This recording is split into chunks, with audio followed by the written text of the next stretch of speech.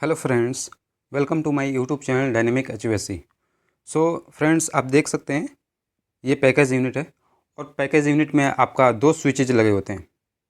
एक तो HP switch लगा होता है, एक एलपी स्विच लगा होता है। ये क्या है और क्यों लगाया जाता है, आइए इस वीडियो में हम समझते हैं। ये आप देख सकते हैं, ये स्विचेज लगे हैं, एक ये है और एक पीछे साइड में दो स्विच है। एक एलपी स्विच है और एक एचपी स्विच है।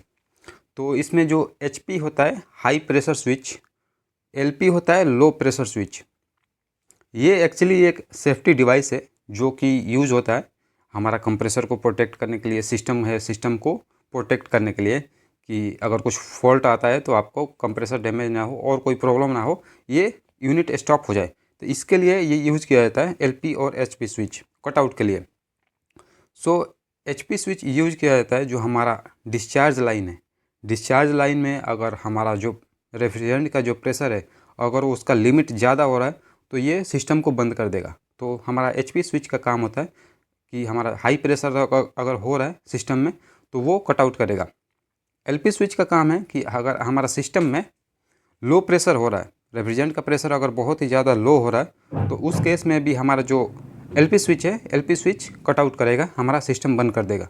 तो ये एक सेफ्टी की तरह काम करता है और हमारा ओवरऑल जो हमारा सिस्टम है एसी का, उसको प्रोटेक्ट करता है। तो फ्रेंड्स, आइए अब हम समझ लेते हैं कि जो हमारा हाई प्रेशर होता है सिस्टम में वो किस किस कारण से हो सकता है। तो एक तो हमारा होता है जो हमारा कंडेंसर कॉइल है वो ब्लॉक होगा, डर्टी होगा, या फिर हमारा जो कंडेंसर फ़ैन है, फ़ैन हमारा स्पीड स्लो होगा, या फिर पूरा स्टॉप ही होगा। उसमें जब कैपेसिटर लगा होगा, कैपेसिटर वीक हो गया होगा, इसकी वजह से सिस्टम ओवरचार्ज हो सकता है। सिस्टम में ज़्यादा रेफ्रिजरेंट अगर फिल किया जाता है तो उसकी वजह से भी हमारा हाई प्रेशर आता है। और या फिर सिस्टम में जो हमारा नॉन कंडेंसेबल गैस होता है, हमारा वाटर वेपर, अगर एयर है, अगर वैक्यूम प्रॉपर तरीके से नहीं हुआ, उस केस में भी हमारा ये हो सकता है। और हमारा एयर फ्लो नहीं हो रहा है कंडेंसर का, इसकी वजह से भी हो सकता है। और अगर हम बात करें लो प्रेशर का, तो लो प्रेशर किस किस केस में हो सकता है, आइए वो भी समझ लेते हैं।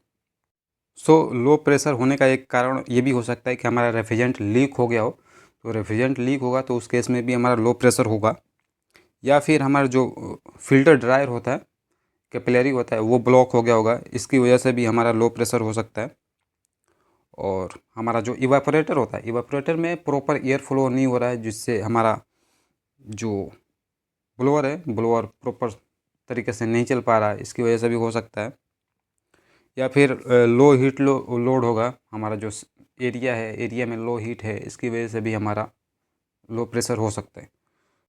सो फ्रेंड्स, अगर हम एचपी और एलपी स्विच की टेस्टिंग के बारे में बात करें, तो जो स्विचेज होते हैं, स्विचेज में दो वायर होते हैं और दोनों वायर जो अगर नॉर्मल कंडीशन है, अगर सिस्टम में लगा है, तो अगर सिस्टम में लगा है तो नॉर्मल हमारा रेफ्रिजरेंट का प्रेशर है स्टैंडिंग में, हमारा दोनों स्विच का कंटिन्यूटी बताएगा। दोनों, एक स्विच में दो वायर होते हैं, तो दोनों वायर को अगर कंटिन्यूटी मोड पे अगर टेस्ट कर रहे हैं तो आपका ये कंटिन्यूटी बताएगा। अगर नहीं बता रहा है तो या तो हमारा सिस्टम में प्रॉब्लम है या फिर हमारा जो स्विच है, स्विच ख़राब है। तो जो एलपी स्विच है और एचपी स्विच है, दोनों हमारा स्टैंडिंग मोड में हमारा दोनों स्विच कंटिन्यूटी बताएगा। सो आई होप अब आपको ये पता चल गया होगा कि जो हमारा सेफ्टी स्विच होता है, एचपी स्विच, एलपी स्विच, वो क्या होता है और इसको कैसे चेक करते हैं। सो आई होप अब आपको ये पता चल गया होगा। और अगर आपको ये वीडियो इन्फॉर्मेटिव लगा हो तो लाइक, शेयर एंड सब्सक्राइब करें। Thank you for watching this video. Thank you.